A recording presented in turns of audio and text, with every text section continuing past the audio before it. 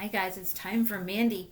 So the last thing I read was Mandy was having a day to herself because everybody else went to the ocean for a field trip.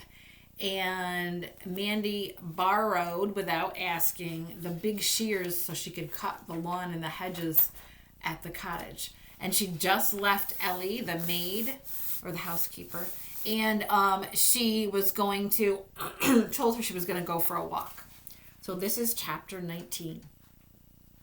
She climbed over the big wall because it was quicker and there was no risk of getting caught today. Clutching the big shears, she ran all the way to the cottage. The rabbits were out playing. "Hello, family," Mandy called out to them. They sat up on their hind legs, looking alert and inquisitive, resting their front paws on their furry white tummies. "Good morning, birds. Good morning, Chip." She threw the little sparrows some crumbs of bread and put some in the palm of her hand, and she held it out to Chip. But he wouldn't come that close. "All right, I can wait," Mandy smiled. She chattered as she began to work. So, she held out her hand like this, and she put some bread in it, and she was like, "Here, Chip, come to me." But Chip wouldn't come. He was still scared. "Now see, I'm going to cut the lawn today, so look out for worms, Chip. There'll probably be some." She snipped at the tall grass with the shears, and the sliced green blades fell easily and quickly. "This is super." She worked diligently and within an hour had it completely finished. She brushed away the loose grass and carried it to the bonfire patch. Then she began to work on the hedges. They were overgrown and thick. Mandy hacked away at a particularly stubborn branch, and the shears went slithering all over the place. Oh, dash it! She sliced at the branch even harder, but the shears would not cut. The fact was that the branch was too thick, and cutting with the shears was as ridiculous as trying to cut a telephone book with scissors. Now, we don't really have telephone books anymore, but when Mrs. Brunel was a kid, we used to get telephone books. And a telephone book is like this thick. It's like one of those really big dictionaries that we have.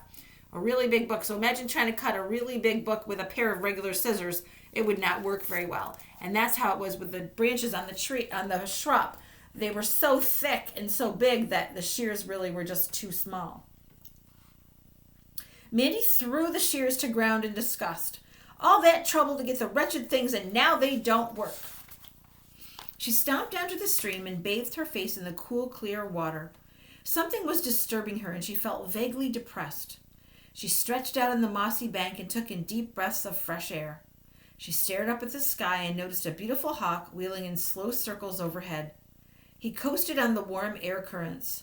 She couldn't even see the feathering on the tip of his wings. She wished she could fly too and be as free. She thought about the hedge. Now, obviously, the thing to do was to cut all the easy stuff first. Then maybe I can break the bigger branches off. She decided to try again.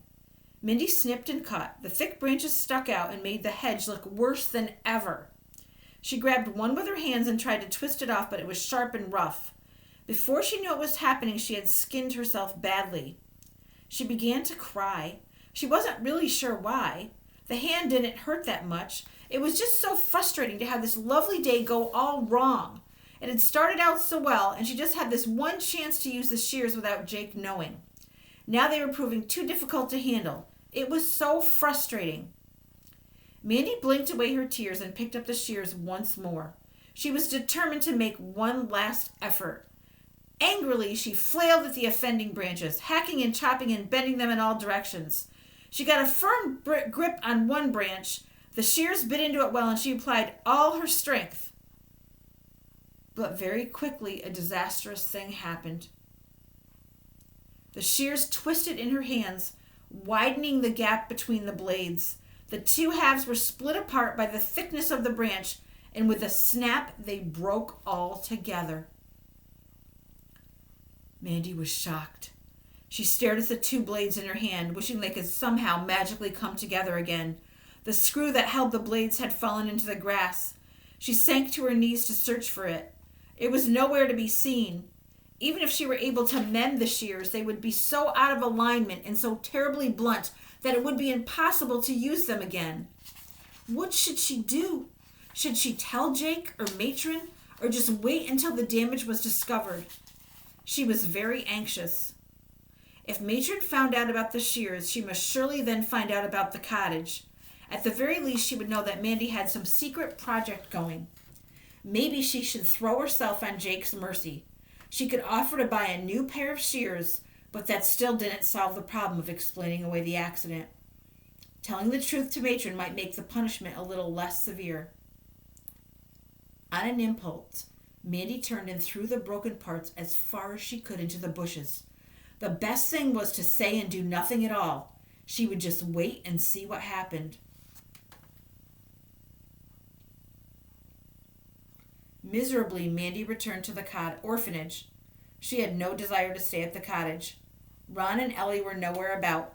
They had left a note for Mandy on the kitchen table saying that they too had gone for a walk and would be back soon.